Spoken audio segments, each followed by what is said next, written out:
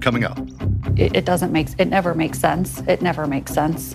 And you see these people who are just destroyed by somebody else's actions. For Vault Studios, I'm Will Johnson. You're listening to The Daily Crime.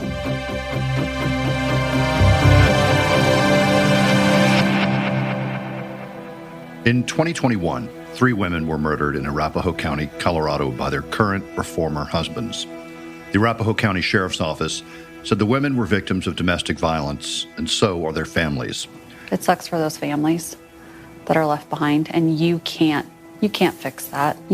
There is no fixing it. And so you just hope at the end of the day that you provide help for them. KUSA reporter Darius Johnson has taken a close look at these cases and the larger issue of domestic violence over the past several years, as so many of us have been working from home and often in close quarters with our families. In his Those Left Behind news series for KUSA, Darius spoke to the families of the victims and talked to experts about the warning signs we should all be aware of. Little things, like they're not coming to family functions as much anymore. You're not able to talk to them on the phone. Or maybe you just see something out of the corner of your eye when you're with them, some type of controlling behavior by the significant other. Pay attention to that stuff. Pay attention to if they do have unexplained marks. You may not see them, but they could. And if you do see it, talk to them about it. Those are some of the biggest things, I think, to look for. And they're hard because the victim nor the perpetrator in those situations wants you to see it. 911, what is your emergency? Frantic calls to 911, crime scenes, and lives violently ended. Police officers arrived to find that she had been stabbed well over 20 times. Secrets and lies, and the search for suspects. Your wife, she's being arrested and charged with murder. Trials and verdicts. The defendant is guilty of first-degree murder. I'm Brian Ross. Join me for Killer Cases, a new podcast from Vault Studios and the Law and Crime Network. I'm joined by Darius Johnson, a reporter and fill-in anchor at KUSA in Denver. Darius, thanks so much for being here with us. Of course, no problem. Darius, let's start. Tell me a little bit about what inspired you to do this series. You focus on these 2 cases in particular, which we'll talk about. But it seems to me the real focus in a lot of ways is, as your title suggests, Those Left Behind. It's about the people who are left in the wake of these really just terrible tragedies. Yes. We hear so much about domestic violence and we hear a lot about these cases and situations, but rarely do you hear the background and learn what led up to it, whether there were signs or anything else. As I started looking into some of these cases, I noticed that there was a common theme in all of them, that there were children who were left behind.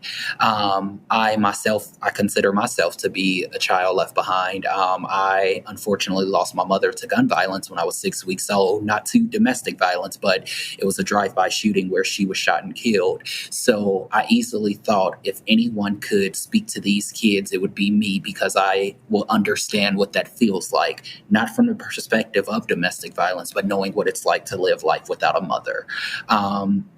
So I easily took it from there, and that's when I started reaching out to these families, speaking with the adults first and asking, would the kids be willing to talk? And I surprisingly found in more than one of the cases, the kids were willing to talk, and I think that's how it all came together. Darius, tell us a little bit about Ipsy Trebelsey, one of the victims of a murder last year in Arapahoe County. First thing that the sheriff's office describes that as one of the most horrific murders they've ever seen. June 1st, 2021, 50-year-old Ipsy Trebelsey returns home after grocery shopping. She walks in the house and her husband, Todd Anthony Searles, portrays or paints this picture rather of her coming in with a bag of clothes, talking to him about their divorce. And he says that she began stabbing him. He says that he took the knife from her and he started stabbing her. He ended up stabbing her more than 120 times. She was naked on the floor in the house, and he then called 911 to let them know that his wife was dead. And he said that he claimed self-defense during that and kind of painted what happened, his version of what happened. Little did he know the 15-year-old daughter was downstairs the entire time hearing her mother scream for help. So that 15-year-old girl was able to give deputies a firsthand account of what happened in the house, or what she at least heard in the house, before she ran out and went to a neighbor's home. And exactly what she described: her mother coming home after grocery shopping. She heard an argument ensue upstairs. She heard skin slapping on skin before she heard her mom screaming, yelling for help, and even calling for Sarah, her daughter, who was in the basement at that time. She heard this go on for about 15 minutes before she heard everything stop, and that's when she ran to a neighbor's. It took her stepfather 53 minutes to call 911 to let them know his wife was dead. So easily a situation where she essentially was telling him that she had started the process to file for divorce days before her murder.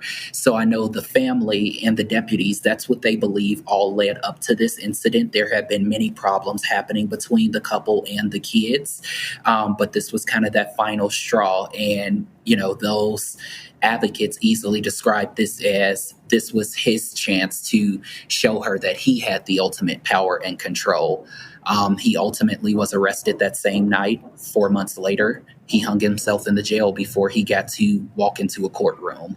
So clearly there had been signs of domestic issues, violence, leading up to this event. Yes, the kids, the one son, 19-year-old Mazen Clapperich, that's her second child, her youngest boy. I did the interview with him, and he always talked about the different situations, whether that was them being around their stepfather and it feeling like they were being interrogated, or them not feeling comfortable, them always feeling like he had the upper hand and he had the power over the mother. They always saw those clear signs, but the one thing, they saw that control and manipulation, but none of them ever thought it was going to get to the point where they lost their mother. And I think that's the common theme in at least both of these cases, the clear signs of control and manipulation. And the other case is Tricia Green, who was murdered by her husband just in November of last year, is my understanding. Yes, Tricia Sue Green, she was murdered by her husband November 15th. And this is another case where you had a lot of different things going on. Essentially, the investigator on the case told me that Tricia was having an emotional affair. It was nothing physical. The husband found out about that. And weeks prior to the murder, there were certain instances that took place. He removed all of the Ring cameras from the home. The day of the murder, he took his wife's car to get serviced, and he dropped her off at work. He made a big financial transfer at the bank. He told his 15-year-old daughter not to come home because he found out some things, and he and his wife were going to get into it. He picks her up from the DMV at 3:30. They get in the car. 3 minutes later, you start hearing these calls pour in about a car accident. Deputies arrive, they see a car accident, but they also see 2 people dead in one vehicle, dead from gunshot wounds, and a gun is still there. So it immediately became this, were they shot in the car? What exactly happened? And it took them hours to learn and figure out that Galen shot his wife Tricia while they were in the car before turning the gun on himself and then crashing the car. She leaving behind her 2 kids and her twin sister, who are all trying to figure out what exactly happened and how this happened. In this case with Tricia Green, were there signs of domestic violence as clear as, say, in the first one we've talked about? I think there were signs. The signs may not have been as clear.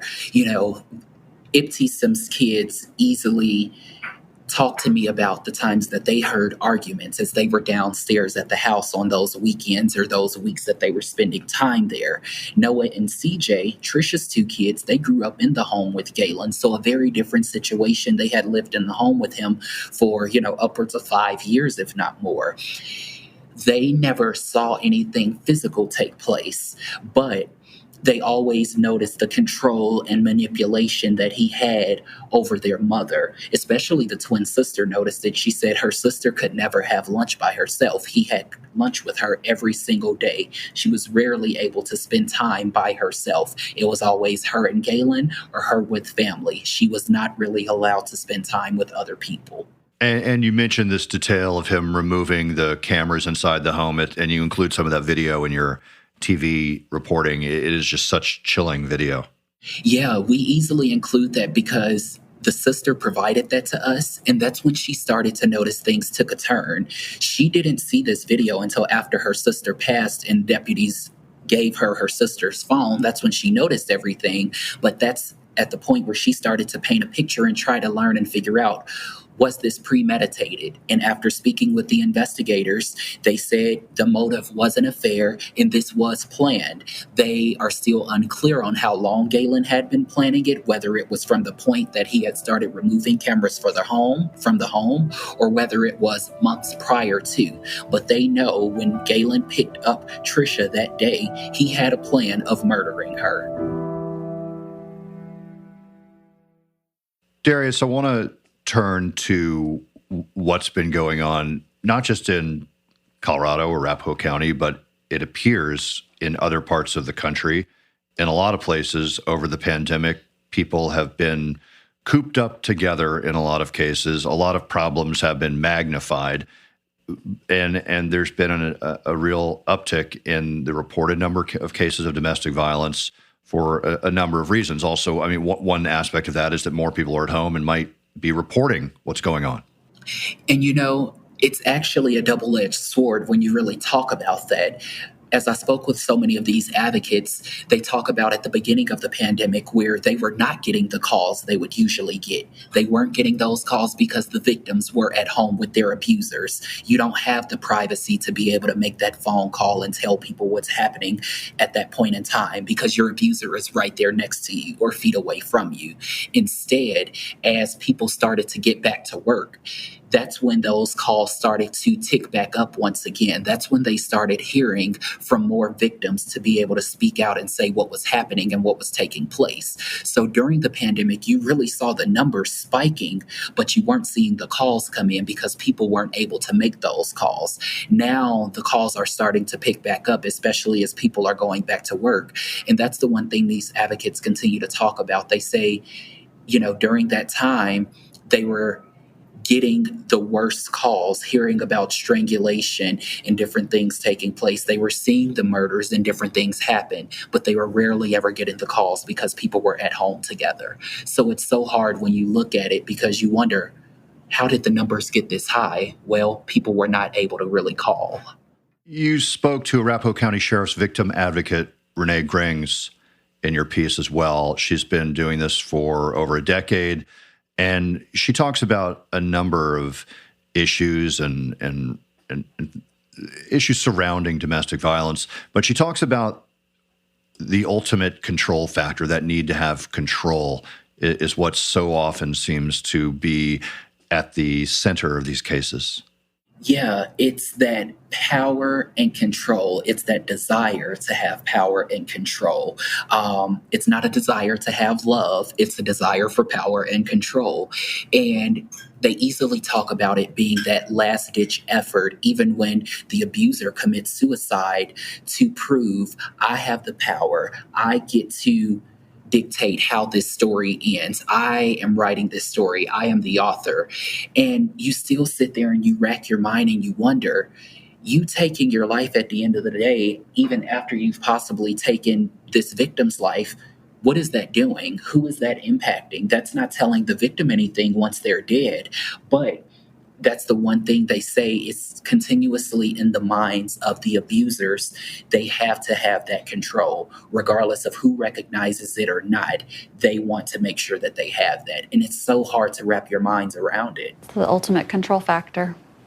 And that's what we see in domestic violence all the time is the control, the need to have control over that other person. And I think people hear it all the time that if I can't have you, nobody can have you. It's true. It's real. That is what goes through minds of these people. You also spoke with her about warning signs and what family members, loved ones can look out for One of the big ones has to do with isolation. Can you talk about that?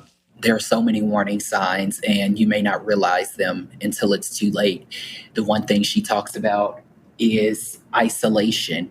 If you realize a loved one or a friend isn't coming around as much, you aren't able to talk to them on the phone as much, or they're hiding their phone from you, they're hiding bruises or marks or things like that, that's your chance to speak up. And it's not always easy to speak up because, again, victims are scared.